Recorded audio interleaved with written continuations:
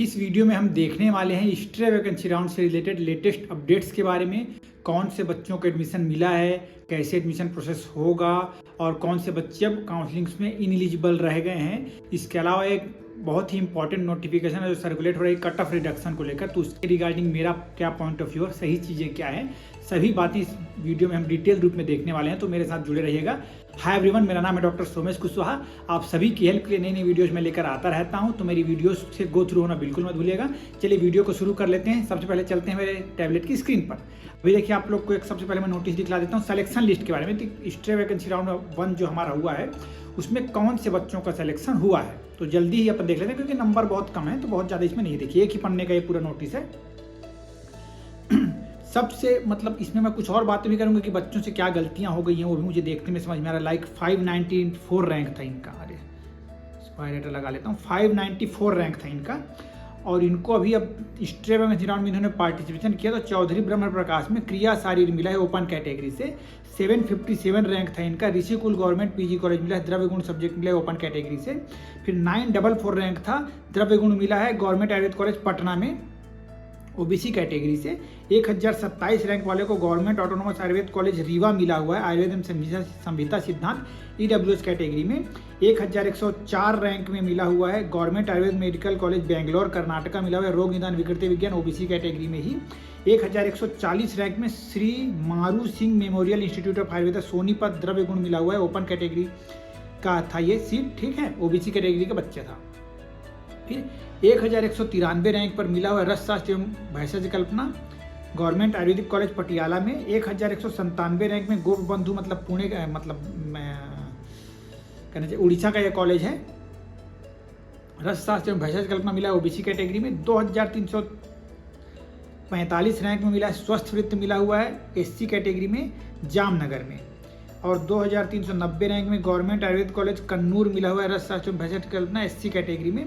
और ST category का एक सीट रहा होगा तो कन्नूर कॉलेज में ही मिला हुआ है रोग निदान विकृति विज्ञान में 7000 रैंक पे मिला हुआ है।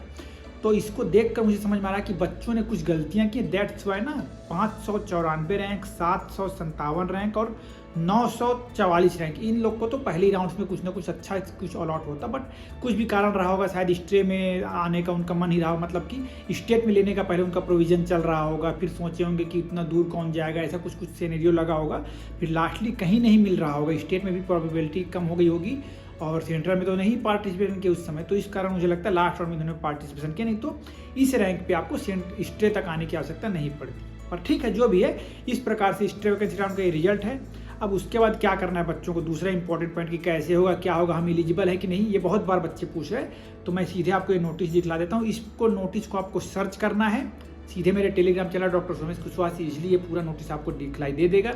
वहाँ पे आप जाके इसमें सर्च करिएगा अपना नाम, अगर आपको आपका नाम इसमें दिखलाई दे देता है तो आप अब कहीं भी काउंसलिंग में पार्टिसिपेशन के लिए इनएलिजिबल हो जाते हैं। याद रखिएगा, इनएलिजिबल हैं अगर इसमें आपका नाम है तो। 13 तारीख की डेट पे नोटिस निकली हुई है, list of ineligible candidates to participate in central state union territory central pool quota counselling 2024 for 2024 academic year करके लिखा हुआ है। और यहाँ पे रिमार्क्स पूरे मैं पहले भी इन वीडियोस को वीडियोस में ये बातें बतला चुका हूँ, तो ज़्यादा इसमें भटकना नहीं है आपको। सिंपली यहाँ पे आना है, पूरा लिस्ट आपको ढूंढ लेना है, आपको सर्च करना है, अपना नाम दिखाई दे देगा। अगर इसमें नाम दिख जाता है तो आप अब इनएलिजिबल हैं, कहीं भाग नहीं ले सकते। अगर नहीं है नाम तो आप पार्टिसिपेशन के लिए एलिजिबल हैं। तो ये सिंपल इसका फंडा है, बहुत सारा लंबा पेज है और इसमें पूरा आयुष स्ट्रीम को मिला दिया है, जो कि पर्सनली मुझे गलत लग रहा है, क्योंकि यूनानी में अलग रैंकिंग बनी होगी, होम्योपैथी में अलग बनी होगी, आयुर्वेद में अलग, ऐसा मुझे लगता है। तो उस वजह से ये थोड़ा सा मिक्सअप कर दिया इन्होंने पूरा, जिससे ढूंढने में भी बच्चे को दिक्कत हो जाएगी। पर ये है, इसमें आपको ढूंढ लेना है अपना, ठीक। नेक्स्ट, स्ट्रे वैकेंसी राउंड में पार्टिसिपेशन के लिए क्या चीज़ों का ध्यान अपने को रखना है, कि आगे पार्टिसिपेशन नहीं, कॉलेज अलॉटमेंट अब हो गया, अब आपको उसके लिए क्या ध्यान रखना है। देखिए यहाँ पे क्या लिखा हुआ है, मैं पूरा इसको थोड़ा सा अच्छे से आपके लिए एक्सप्लेन कर दे रहा हूँ। 13/11/2024 की नोटिस है। क्या लिखा हुआ है, जब final result of stray vacancy round 1 government aided central university of AACC PG counselling 2024 has been uploaded on the AACC PG portal. जो डीम्ड वाले थे, मैंने आप लोग को बताया था कि डीम्ड का कंसर्न डीम्ड यूनिवर्सिटी से ही आपको कॉन्टेक्ट करना पड़ेगा, ठीक। Before proceeding for admission candidates are instructed to download provisional allotment letter, कि आपको वेबसाइट AACC पीजी काउंसलिंग वाले वेबसाइट से प्रोविजनल अलॉटमेंट लेटर डाउनलोड करना है। उसके बाद ही आपको जो भी कॉलेज अलॉट हुआ है वहाँ आपको जाना है। अब उसके लिए क्या करना पड़ेगा आपको, यहाँ पे टाइमिंग लिखा हुआ है, फिजिकल रिपोर्टिंग टाइमिंग है 11 बजे 14 नवंबर के सुबह 11 बजे से लेकर 18 नवंबर के शाम के 5 बजे तक आप अपना एडमिशन प्रोसेस के लिए फिजिकली रिपोर्टिंग आपको करनी है कॉलेजेस में, और कंपलसरी ही है, आपको यहाँ पे जाना ही पड़ेगा। आगे हम देखते हैं approved medical admission rule for stray vacancy round 1।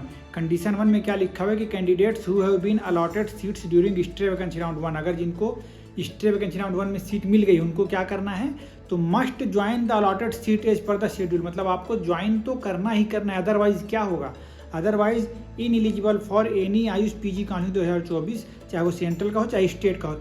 अगर आप एडमिशन नहीं लेते हैं, एडमिशन नहीं करवाते हैं, तो आप इन एलिजिबल हो जाएंगे 2024 के आयुष पीजी काउंसिलिंग के किसी भी, चाहे वो सेंट्रल में चाहे स्टेट में, कहीं भी आप पार्टिसिपेशन नहीं कर पाएंगे और आपके जो पैसे हैं वो भी जब्त कर लिए जाएंगे। आगे लिखा है condition 2, if a candidate has been allotted a seat through SVR 1 of AACCC PG counselling by submitting the false undertaking on the portal stating that he is not holding any seat allotted through central state UT counseling rounds। आपने गलत जानकारी दी है कि आप कोई भी seat hold नहीं करते हैं और पार्टिसिपेशन किया और सीट आपको मिल गई, तो क्या करना है, इन दैट केस, इस कंडीशन में क्या करना है, the candidate must join the course college allotted through AACCC PG counselling as per schedule. तब आपको क्या करना है, अभी जो स्ट्रे वैकेंसी में सीट अलॉट हो गई है उसी सीट को एडमिशन लेना है। उसके पहले का जो भी अब आपका सीट मिला हुआ था जिसके लिए आपने गलत जानकारी दी थी वो स्टैंड कैंसिल, वो कैंसिल हो गई वो सीट। अब the seat held by the candidates allotted through any state union territory counselling rounds if any shall stand cancel, वो कैंसिल हो जाएगा। ठीक, थर्ड पॉइंट क्या लिखा है यहाँ पे, candidate who have not been allotted seats during SVR 1, अब आपको सीट नहीं मिली है स्टेट वैकेंसी राउंड 1 में, तो क्या करना है आपको, wait for the final result of state vacancy round 2, मतलब आपको थोड़ा सा वेट करना है राउंड 2 के रिजल्ट के लिए। If the name is reflected in the SVR 2 result the candidate must join the allotted course और कॉलेज, तो आपको उसमें भी कॉलेज ज्वाइन करना ही करना है, अदरवाइज वही कंडीशन लग जाएगी कि आप इनएलिजिबल हो जाएंगे। ठीक है, अब आगे नोट्स में क्या क्या लिखे देखिए, all candidates are advised to ensure that admission process made by the allotted college through online mode only by generating the provisional admission letter. आपको कॉलेज ज्वाइन करने के पहले प्रोविजनल एडमिशन लेटर साथ में लेकर जाना है, जो कि आपको AACCC PG पोर्टल से डाउनलोड करना पड़ेगा। फिर आगे लिखा है any admission made through offline mode, वो तो सभी आज के डेट में होते ही नहीं वाला चीज़, तो उसमें घबराने की बात नहीं है। Candidate are informed that there is no provision for surrender और विड्रॉल, मतलब कि स्ट्रे वैकेंसी राउंड में कोई भी ऐसा प्रोविजन नहीं है जिससे आप मिली हुई सीट को छोड़ पाएँ। ठीक, तो इसको ध्यान रखिएगा और आपको पार्टिसिपेशन करना ही करना है। किसी भी प्रकार की डाउट होने पर आपको काउंसिल रिस्पेक्टिव अथॉरिटी से आपको संपर्क कर लेना है। इस प्रकार से स्ट्रे वैकेंसी राउंड का लिस्ट, इनएलिजिबल बच्चों की लिस्ट, कैसे एडमिशन प्रोसेस में किन बातों का ध्यान रखना है, सब बातें मैंने आपको बतला दी। अब बहुत ज़्यादा जो मुद्दा घूम रहा है जोर जोर से कि सर ये कट ऑफ रिडक्शन आ गया है, नोटिस आ गई, लोग मुझे नोटिस भेज रहे हैं, तो पहले उस नोटिस को मैं आपके सामने एक्सप्लेन कर देता हूँ, आफ्टर दैट फिर जो बातें हैं वो अपन देखेंगे। देखिए क्या लिखा हुआ है, 12 तारीख के डेट पे नोटिस निकली हुई थी, 12/11/2024 टू सभी स्टेट में भेज दिए गए, सभी जगह भेज दिया गया। क्या लिखा है, सब्जेक्ट क्या हुआ अपने को देखना है, reduction of minimum percentile criteria of NEET UG 2024 and AIA PGT 2024 for admission in UG and PG both counselling for academic year 2024-25, ऐसा करके लिखा है कि बेसिकली यूजी और पीजी दोनों बच्चों के लिए ही कट ऑफ जो परसेंटाइल था हमारा 50% मिनिमम था यूआर के लिए, बाकी के लिए रिस्पेक्टिव 40% 45% था, उसके रिडक्शन कर दिया गया। उसके रिगार्डिंग एक नोटिस गई है। यहाँ पे क्या लिखा है, with reference to the subject cited above the reference letter, the approval of competent authority regarding reduction in the minimum qualifying percentile criteria of NEET UG 2024 AIA PG 2024 by 15 percentile across all categories, मतलब सभी categories में 15% आपका reduction कर दिया गया। मतलब यूआर में जैसे वो 50 परसेंटाइल था, अब उसमें -15 कर दिया गया है, तो अब बच गया हमारा 35% आपका क्वालिफाइंग हो जाएगा वहाँ पे। ऐसे करके 15% कट ऑफ रिड्यूस कर दिया गया है। The cut off date for admission in UG and PG course has also been extended. पहले वो 5 दिसंबर तक का डेट था, अभी उसको बढ़ाकर 20 दिसंबर तक का कर दिया गया, as for my knowledge. The student data base for the same shall be shared made available to central state, ऐसा करके लिख दिया यहाँ पे ताम झाम, और सभी चीज़ यहाँ पे लगा दी, मतलब कि परसेंट कम करने का ऑर्डर यहाँ पे दिया जा चुका है, ऐसा करके इन्होंने नोटिफाई कर दिया for both UG and PG. अब बच्चे पूछ रहे सर परसेंट अगर कम हो जाता है तो उसका एडमिशन प्रोसेस कैसे है, क्या है, तो मैं आपको बता दूं। एडमिशन प्रोसेस तो सब कुछ सेम वैसे ही रहेगा, आपको जाना है, रजिस्ट्रेशन करना है, और पूरी स्टेप्स को अगर जानना है तो मेरे चैनल पर जाइए, AIA PGT का कंप्लीट मैंने प्लेलिस्ट बना रखा है, तो उससे आप अच्छे से गो थ्रू हो लीजिए। तो ईच स्टेप, हर step, round 1, round 2, round 3 registration कैसे करना है, किन बातों का ध्यान रखना है, हर बात आपको समझ में आ जाएगी। अब इस नोटिस के रिगार्डिंग आगे कैसे आपको, जो क्वालिफाइड नहीं थे वो बच्चे रजिस्ट्रेशन तो भी नहीं किए होंगे, तो उनको रजिस्ट्रेशन कैसे करना पड़ेगा वो अपन देख लेते हैं थोड़ा सा, ठीक। जिसके लिए बच्चे बहुत ज़्यादा कंफ्यूज हैं, तो सीधे मैं चलूँगा गूगल पे मैं खोल लूँगा आप लोग का ये पेज को, तो मैं थोड़ा सा बैक कर लेता हूँ। देखिए ये AACCC PG का पेज है, ऐसे UG का पेज भी खुल जाएगा। तो देखिए जैसे ही मैं यहाँ पे खोला हूँ, देखिए यहाँ पे लिखा हुआ है, मैं इसको दिखाने का प्रयास करता हूँ, मार्क करता हूँ थोड़ा सा, AACCC PG,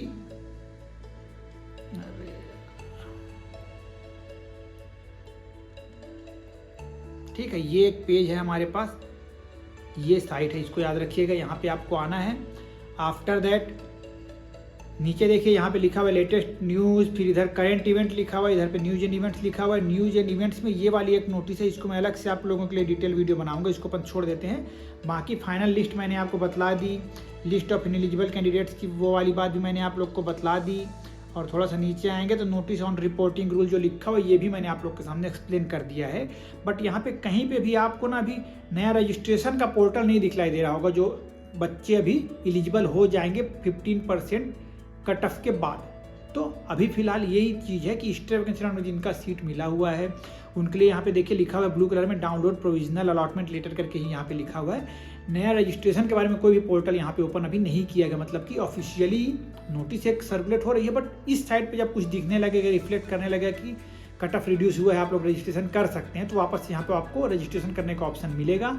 और रजिस्ट्रेशन कैसे करना है, किन बातों का ध्यान रखना है, ऑलरेडी मैंने उसके ऊपर डिटेल वीडियो बना रखी है।